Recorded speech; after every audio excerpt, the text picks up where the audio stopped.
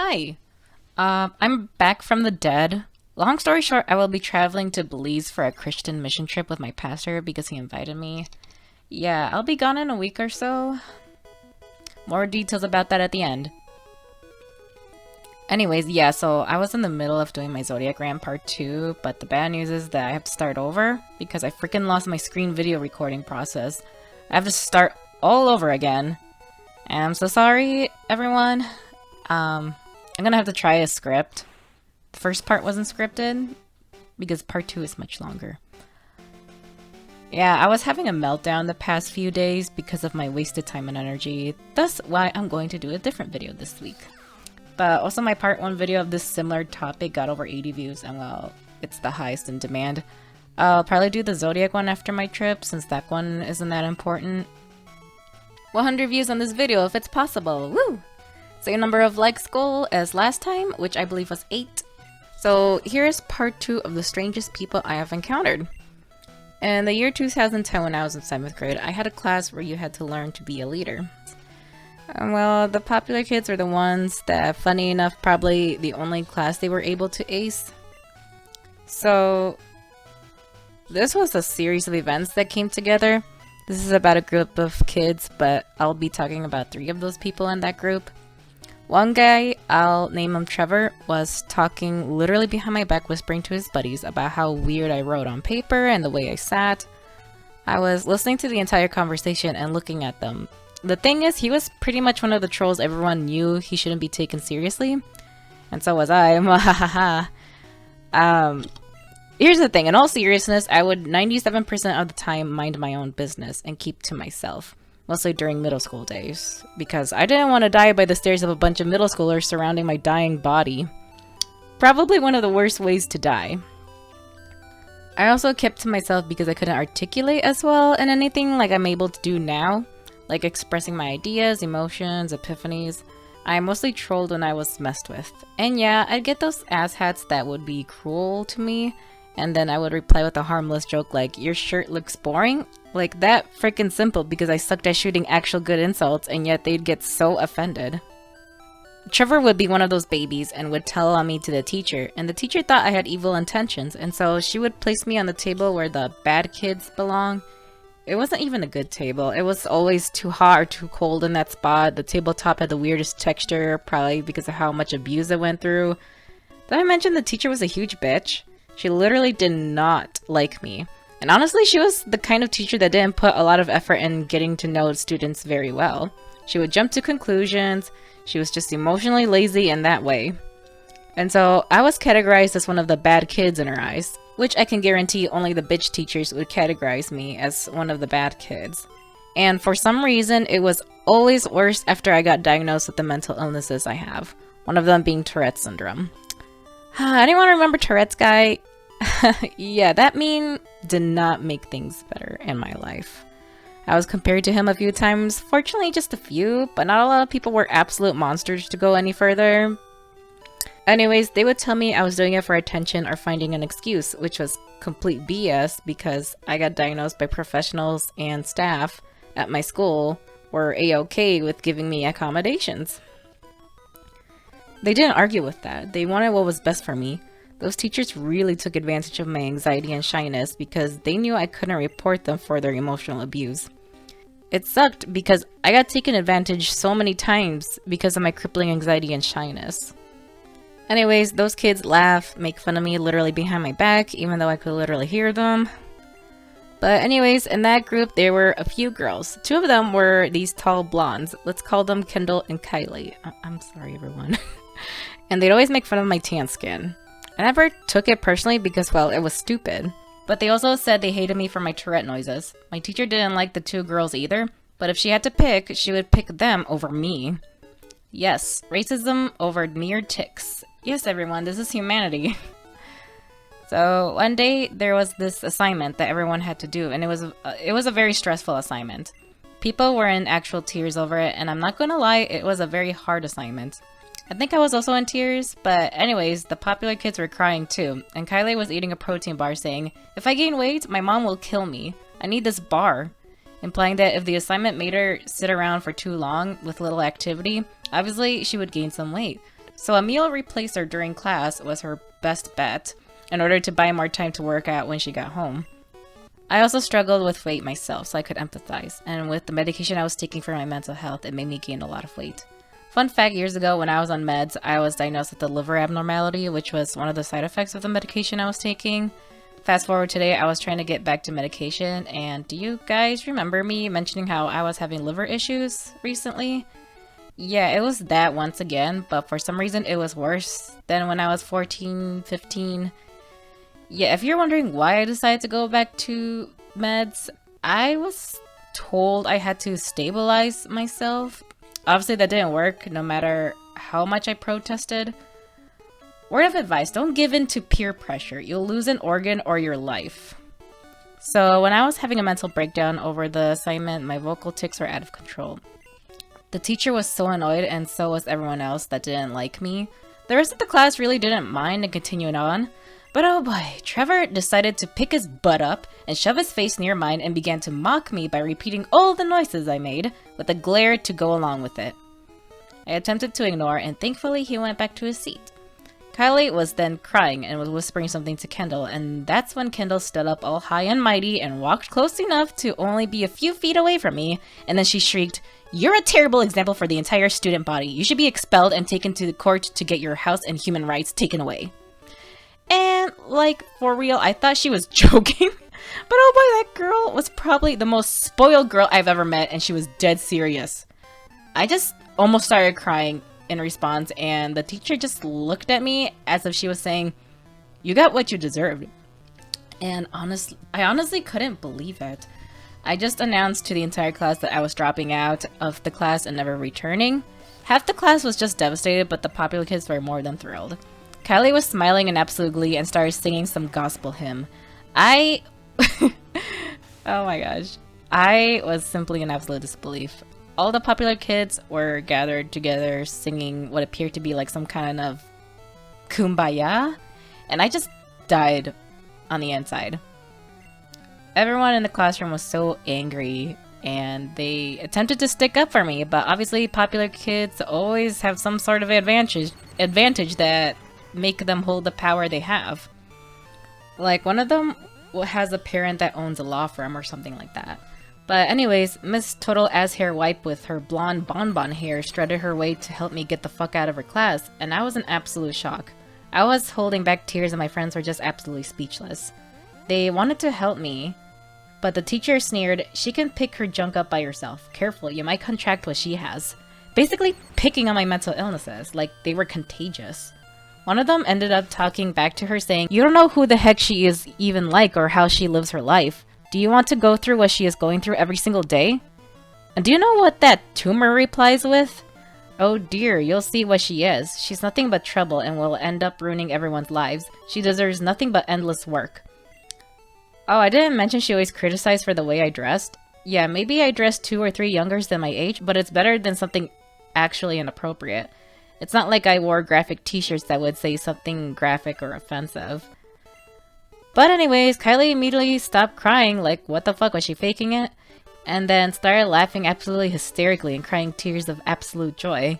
Girl, what the fuck did I do to you besides my existence triggering you? Absolutely nothing. Like, hun, at least frickin' just get me to my personal room to get my tics out of the way or something. So yeah, Kylie just cheered and laughed, basically wanting to actually usher me out of the classroom door. She was like, "Yes! Yes! Yes!" I mean, I could do it much louder, but I don't want to scare the whole entire neighborhood.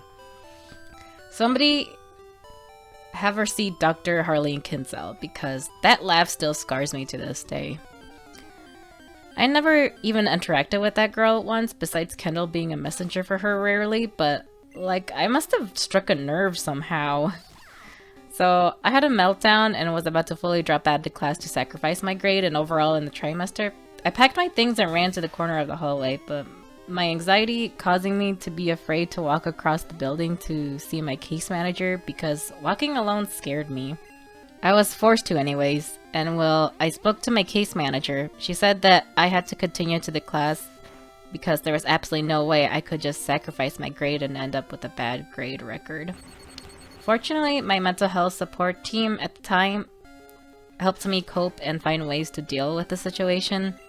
I skipped the class for 2 days, but still working on my assignment. I was very much happier, stronger, and ready to rule the school. Because I actually put my mental health first. Sometimes, ladies and gentlemen, we need a good long time away from a situation and come back with a glow up that no one would ever believe was even possible. And guess what? That is exactly what happened. I got an A on the assignment, knocked Kylie and Kendall out of the park by coming back to class with a fashion statement. I wore all hearts on my shirt, pants, jewelry as a way to say love always wins and not hate. And people were all for it. Yeah, that's right. They were angry that I got an A and thought the teacher was blackmailed, but that wasn't the case. She was shocked too and accused me of getting help by the adults. Funny enough, the school board paid no attention to her attitude in the first place because she was a student of honors at some physics science stuff or something like that in her college days, and she was too valuable not to know what she was saying. And if you're wondering where the heck that teacher is now, well, she taught at a different school the next year, but really never found luck where to stick to teaching because she always had that horrible attitude and belittled students. Guess that shows that getting straight A's at school doesn't equate emotional intelligence. But yeah, this isn't the worst I've dealt with in my school days. But that'll be for another video. Speaking of crazies, well, that's literally the point of this video. But the next story, I was in grade school. First grade. So a classmate, let's call him Bob. I don't think I ever had a classmate named Bob, so let's call him that. So Bob seemed like your average guy. Nothing special, but nothing bad. Like everyone else, Bob had his quirks, imperfections, and deep dark secrets. So I rarely ever interacted with Bob. Here and there, we would have a casual interaction like complimenting one another's things or discussing schoolwork. So a little sidetracking, there's another boy, let's call him Kent. I don't know, just Kent, because why not? Now, Kent became an open weirdo later on in the school year. And by weirdo, I mean he liked to stick his dong in anything that had an orifice, like a toy, a school supply, basically anything. Yeah, there were times I would run into him sticking his wing-ding in his desk. I would basically scream in absolute terror and tell the teacher. The teacher would take care of the situation and blah blah blah the end. And the cycle would repeat with other kids witnessing him and seeing far worse than that. So basically Kent was that kid. But one day, Kent was getting a little close with Bob. Now Bob usually did not like interacting with Kent. In fact, he argued with Kent a lot. The fighting would get really bad. It would get so bad to the point my teacher had to sometimes temporarily put one of them to another teacher's classroom so they could learn over there, far away from each other. And so what happened with the closeness is that our teacher decided to get the two a bit closer and to get them to finally stop fighting. Now, for the most part, Bob was cold and always giving the cold shoulder to Kent, part of his personality. Even when they were conversing, he just acted too cool to even be friendly with Kent. I thought, understandable, Kent has issues that no one would ever want to be with. But everyone was happy they were fighting less and less, even though at times Bob would lose his cool and almost want to lunge at him. But things appeared to be fine, until the two began to meet up more and more often in the bathroom. The teacher kept an eye on them and nothing wrong seemed to be going on. Literally everything seemed to be on par. Bob just acted like his usual self. And Kent was probably getting advice from Bob to be less perverted. During a class lecture, our teacher announced an event that would be held in our class to show and tell our pets. Now, I didn't have any pets at the time, and so I was excited and jealous at the same time because I freaking wanted a pet so badly, but I couldn't because for many and obvious reasons at the time. But yeah, I was so sad for the next few days, feeling sorry for myself because I had nothing to offer to my school and I wanted to die. So the pet show and tell day arrives and I was hyped. Parents came in at a certain time to bring the pets like dogs and cats and whatever other animal. Some kids brought their small portable pets right from the start of the day and would get up once in a while to feed them or give them water. This included reptiles, rodents, and bugs. One of my friends brought her pet rat and I thought it was very adorable. Thing was, she wouldn't let me or anyone else pet it because a rat didn't like to be touched by anyone. Not even her. I had a deja vu by a pet chinchilla I used to own when I was a few years old. Same situation. The rat was probably the noisiest pet in the classroom. It made so much chewing noises and rattling. My friend said that was usually a sign of hunger, thirst, or boredom. My teacher couldn't stand the noise, and so she let her take care of the rat every time it started to make those noises. Somewhere around the middle of the school day, the rat was acting out again, and my friend got up once again and looked into its cage. She then realized the water bottle was empty, and she asked permission from the teacher if she could refill it. The teacher replied affirmatively, but also asked if one of her friends could come with her. My friend asked me to come along with her, but another girl hopped right by her and claimed she knew how to take care of hamsters and could probably help out with the care. I was basically the third wheel. The teacher let us both go with her, making me the guardian, or like the third wheel, and the other girl the brains. My friend cracked open the cage and grabbed the water bottle, and we followed the yellow brick road, more like the 70s beige hallway floor tiles, and got to the bathroom sinks. I don't know if all grade schools have these sinks that you step on this bar on the bottom of the sink and this shower-like dispense of water would come out. But we had that at my school, and my friend was trying to open the bottle, but the other girl helped her, and enchantingly, like a Disney princess, flawlessly dispensed water into the bottle, and my friend was amazed and began to ask her questions on how to enhance her rat care and all that. I was basically just standing there a few feet away, just being the third wheel until I began to hear noises. And the noises were very questionable noises coming from the girls' bathroom. I was worried and really scared because it sounded like someone was in pain.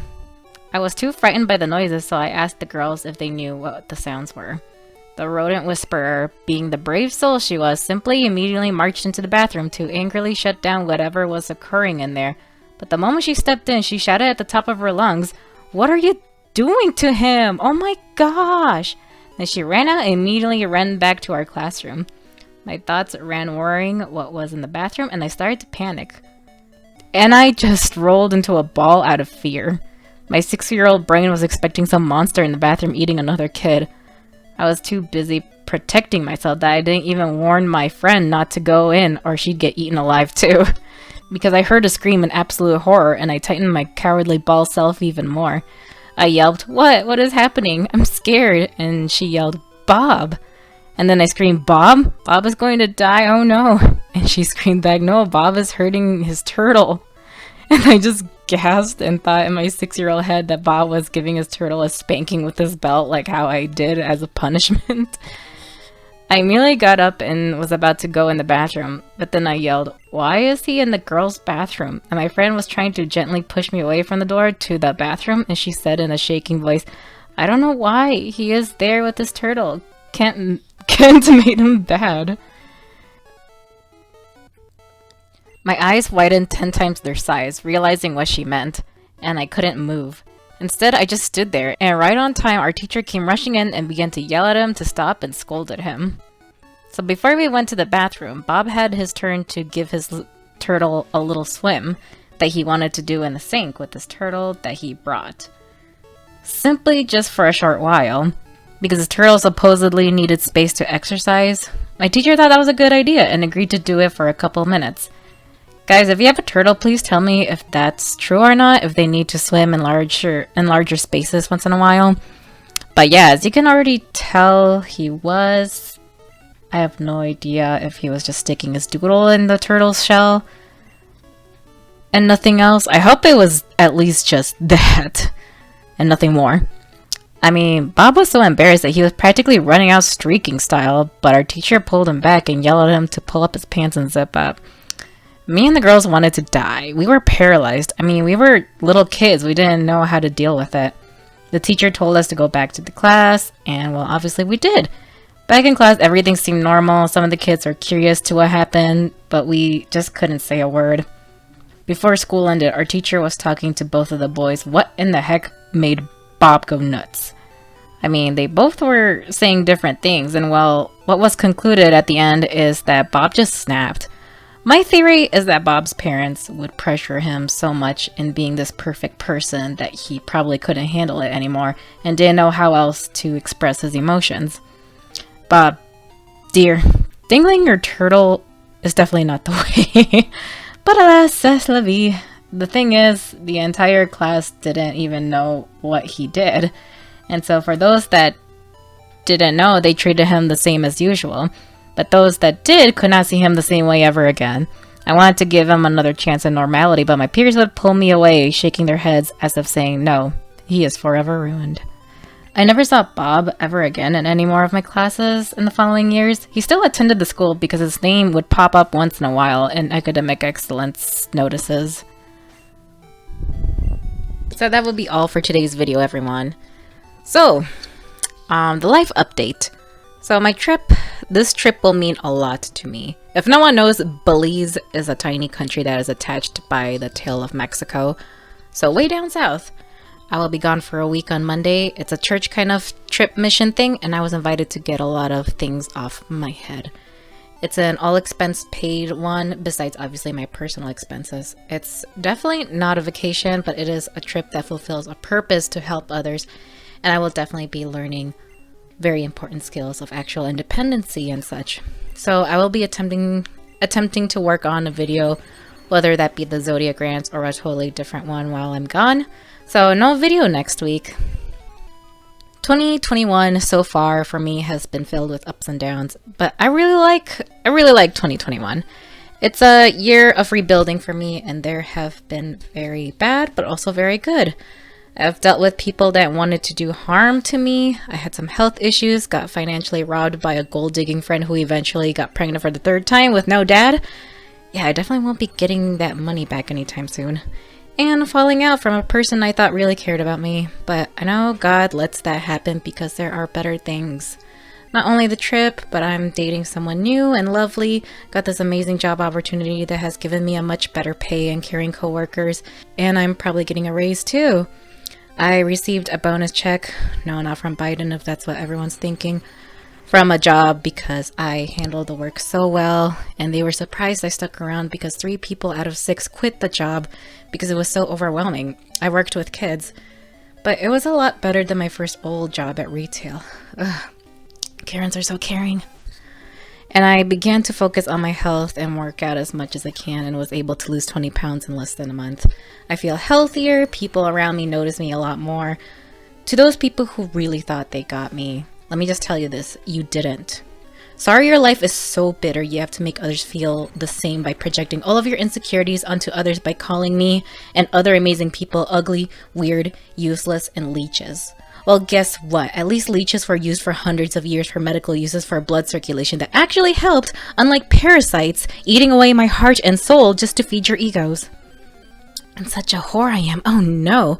The trip I'm going to be going is going to be filled with so much labor, and a large chunk of the people participating will be men. I hope I don't leech off their muscles by not overworking my dainty little fingers and my manicure. Oh no. Another bad news is my oldest Chihuahua dog is at the age where her body is slowly starting to shut down. But it isn't so bad because she's lived a long 13 years and she probably only has a year or 2 left. If she's lucky, 3, but that's a part of life. She's stuck with me through thick and thin. I mean, she had no other choice. But I want to also dedicate this video to her because we've been through some wild times with crazy people, and man, is she a little diva. She'll always diss anyone she doesn't like, and she's got this youthful spirit and bold soul. She may be small, but she has a big ego and massive heart. Aging is just a part of life, and I'm slightly ready for it. It'll hurt, but as they say, c'est la vie. Thank you, everyone. I appreciate the prayers for my dog, and I appreciate your views and love. I hope you enjoyed this video. Have a good 4th of July, everyone.